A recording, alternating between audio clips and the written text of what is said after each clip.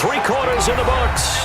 We'll return with more after this. This is the NFL, and it's on EA Sports.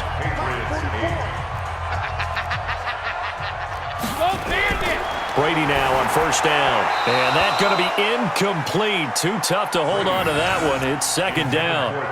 Once you get into the red zone and the safeties have less ground to cover, you better be quick with your delivery. Not much space to get a ball in there. Yeah, when that field shrinks with those safeties, it's almost like there's a couple extra defenders out there, right? It certainly is. They end up taking up extra space just because there's not enough space for receivers to run through.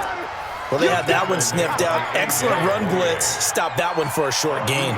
What makes a good run blitz a good run blitz? The ability to stay on task, to follow up your assignment, go to the gap you're supposed to cover, and not be deterred by anything else. New England on third down. They've had good success, 5 for 8 to this point. This is 3rd and 8. Brady now to throw.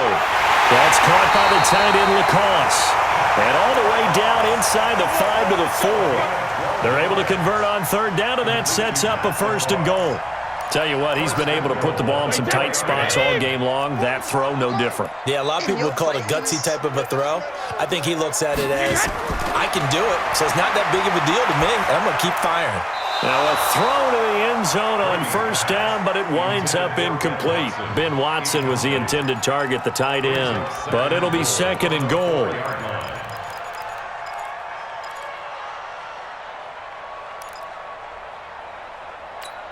It's a 5-receiver set, 3 to the left, 2 to the right. Line of scrimmage, again the 4-yard line, 2nd and goal. And that's going to be caught for a Patriot touchdown. Benjamin Watson there to make the grab. And the Patriots have taken the lead. So now a big spot for the Pats as they'll go for 2. Now Brady again. Toward the end zone, but that's going to wind up incomplete. Protection was great. He had time to set up a campsite, but in the secondary, though, they were ready. And I think that in most places on the field, if you have that much time to throw the ball, someone's going to shake free and you'll find an open receiver. But condensed, near the goal line, on a 2-point conversion, all that extra, there's not any extra field. So it kind of closes in on them, and that allows you to cover a little bit better.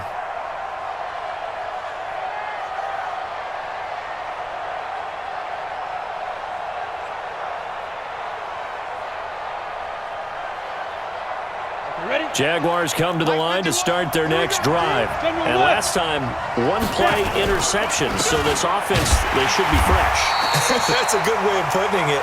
And I can't wait to see what they decide to do with play calling. Because a 1-play drive where you throw an interception, a lot of people think the very next time out, run the football, don't give them a chance. Maybe play action? I think maybe you go play action, show your quarterback, you get a little confidence in him, and let him fling another one. A loss of a yard there to start out. That leads to a 2nd and 11. And he'll be upended at the 28-yard line. Just a 3-yard gain there. But you got to give kudos to your offensive line and the guy carrying the ball because they were in a 2nd and long situation. It seemed pretty dire, but they brought it back to 3rd and manageable with that run. Minshew throwing on 3rd down. And this one into the hands of DJ Shark. He's at the 40. Past the 20. Touchdown, Jaguars. DJ Chark, 72 yards. And once again, the Jaguars are back out in front. As a former DB, you might not like to see that, but from a wide receiver's perspective, those are the plays they dream of. Correct on both counts, all right? Because once he took off, I mean, let's face it, that should have been done in Big Sky Country. Aren't any speed limits out there? And off he went. Glad I wasn't the one trying to chase him. This fielded at the 2. And a pretty good return here. He'll be stopped just shy of the 25 at the 24-yard line.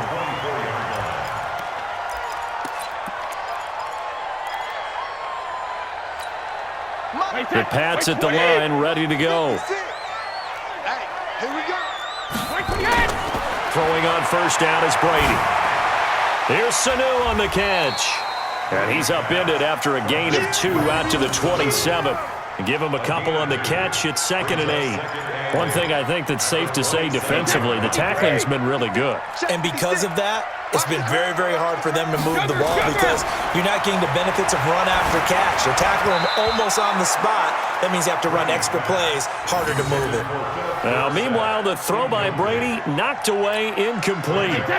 One of the bigger plays in the game thus far, and the crowd getting into it as we come up on a big 3rd down. Here's Brady to throw. Dorsett's got it.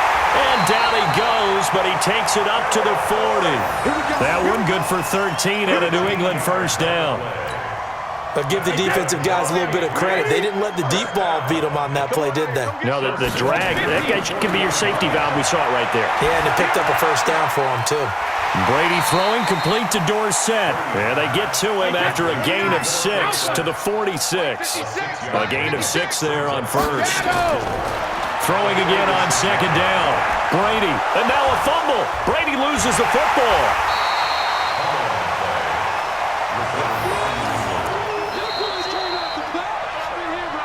Three points separating these two sides with 2 minutes left to go in the 4th.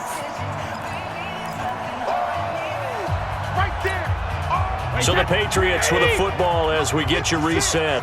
And let's see what they've come up with offensively after having time to talk it over. He's got a man complete. It's Julian Edelman. And he's going to be taken down here still a couple yards short of the 1st. They stop him for only 3 that time, and that'll bring up 4th down. Gosh, given the time and the short game, would he have been better off just dropping that? Yeah, when you look at the clock, you think so. But it's hard to get a receiver to drop a football. They're trained to catch everything. They keep the game alive, at least for the moment, as it's a 1st down. They're making steady progress, but I see your face. You're worried about that clock. I'm worried about the clock, and at some point, you have to have a splash play in there as well. Now a desperation throw deep downfield. That's going to be caught. And all the way in. Touchdown, New England. Rex Burkhead, 49 yards. And the Patriots have retaken the lead. Might be seeing that one on the highlight shows tonight. The home run ball here in the 4th quarter to take the lead. There's nothing like being aggressive, preaching that to your team, and then following through. All the way through. Go ahead and throw one more up there. Why not? Been a great game, and we are not done yet. And this will be a touchback as that sails over the end line.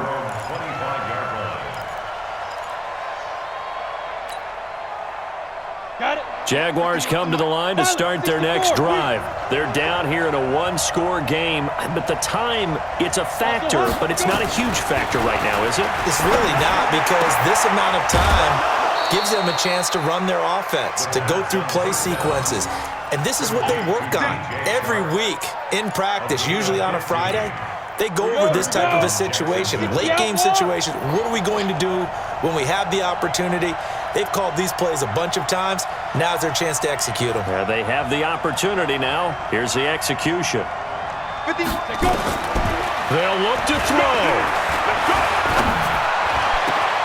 The catch made by James O'Shaughnessy, the tight end. And able to rip off a big chunk of yardage before being dropped inside the 40. Back-to-back good plays have him on the move on 1st down.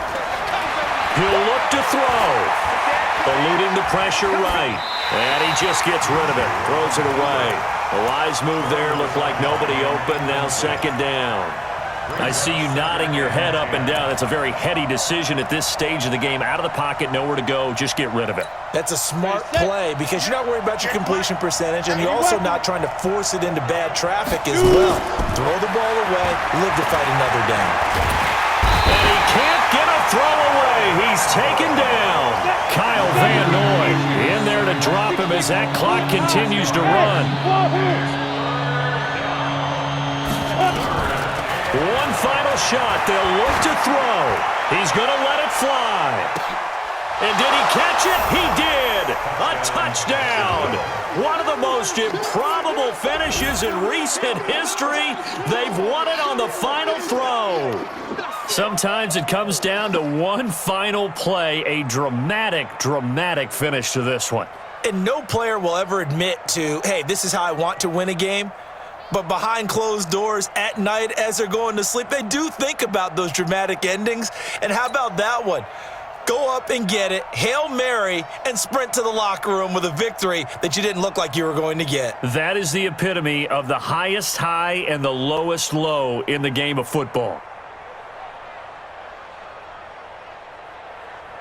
Still got to be careful of a blocked return here on the extra point.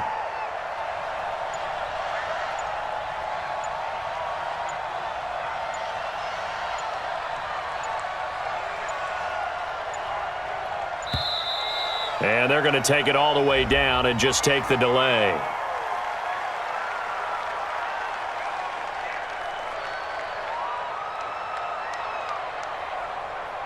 That's going to set them back 5 yards.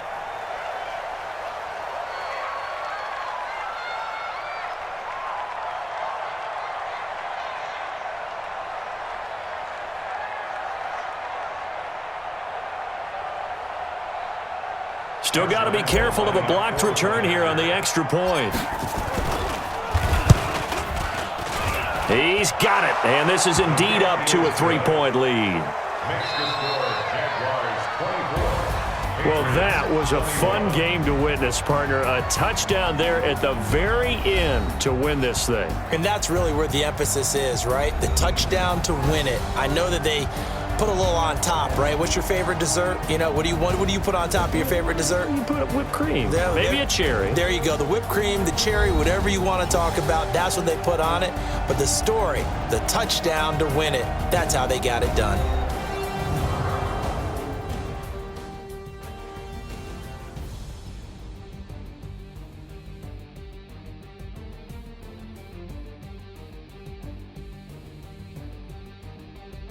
So that'll do it for my partner, Charles Davis, and the best darn crew in the industry. I'm Brandon Gaudin. This has been a presentation of the NFL on EA Sports.